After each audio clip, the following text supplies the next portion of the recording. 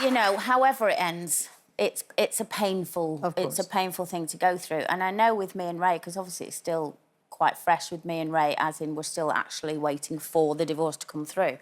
But I have to say now, I'd say the last 2 years of us being together were hard. I mean, we barely spoke to each other. It was really a hard for 2 years? Time. Yeah, on and off. Because we were sad, I think, and then angry that it wasn't working and trying to make it work, and then it wasn't. And we were both leading kind of separate lives professionally and sociably, really. And then since we said, OK, this isn't working and we need to split up, we've turned into, like, the friends I think we should have always been. I mean, we're such good friends now. We're getting on great. We're making each other laugh again. Ooh, is that dangerous? Isn't that a bit dangerous, though? You're beginning to find each other attractive again. Like you maybe were, first of all, attractive. Yeah. I've watched these movies where, you know, people get... The process of divorce actually brings you back together again and you begin to see what attracted you in the first place. And I'm allergic to those movies. I will not have them in the house. But... No, I love those movies, but no, not at all, no. It's made me realise that I always loved him as a friend, and I think those last couple of years we forgot that, and I think maybe we should have just stayed friends, really. We had a beautiful daughter, and maybe how has Ciara reacted to that? Ciara is fantastic. I think the last 2-3 years, it was her in the end that said, Mum, it's not working and you need to make a decision because it's not fair on any of us, really, to live in that kind of atmosphere. So it was kind of her that made me go, OK, she's going to be... Because obviously you worry, whatever the age they are. Of course. But the fact that your daughter is saying... You know, I love you both, I'll always love you both, but you're not in love with each other anymore. And I think it's nice, although now she goes, oh, my mum and dad are best friends, it's so cringe. Like, if she sees us, like, bye, you know, giving each other a hug, she goes, oh, God, don't do that, it's cringe. We might...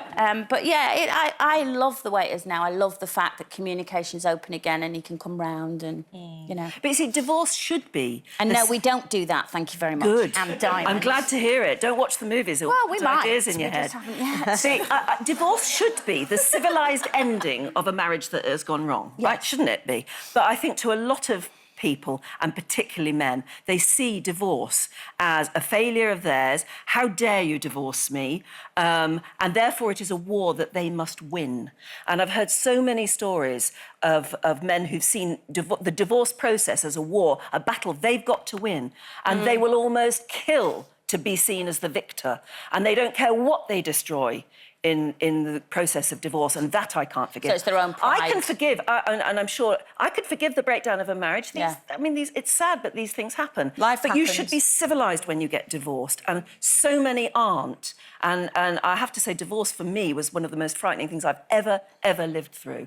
So don't be surprised I never want to get married. But Anne, don't you think that if there have been affairs involved, you know, that the bitterness the resentment sets in, and I would imagine it's very difficult to rise above that and make it an amicable division, even though you have children in mind. Would you not agree with that? Well, if one half is determined to wage war, it's very, very difficult. I tell you what, though, I think some people... I don't know what I feel about the people who hang on in there, staying married until their kids get to about the age of 18. Because I've had to live through so many parents' evenings. I've gone to parents' evenings, and I'm the only single mum sitting there. And everybody else, Mr and Mrs Smug, you know, are all over waiting to see the teacher. And I've always thought, how do they do it? They look so happy. They're so, you know, and they are smug, frankly.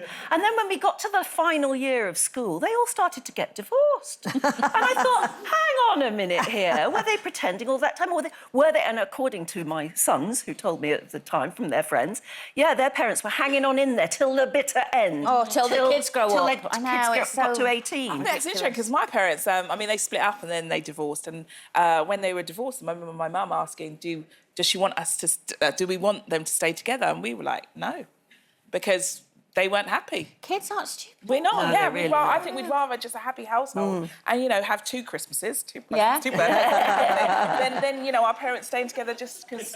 I don't know what I was doing with my hands there. But, yeah, I'd rather... But you know the other slightly funny thing, I mean, in the midst of a very serious subject, is my sister told me that he spent more time and the people spent more money fighting over a dinner service that they'd been given as a wedding present. He said, honestly, you could have bought 100 dinner services for what it cost them. But people do fight over picky things. Yeah, they do. Oh, who's having the cat and all that.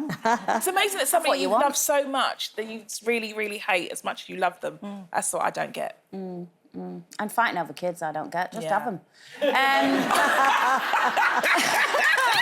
Come on, you're joking.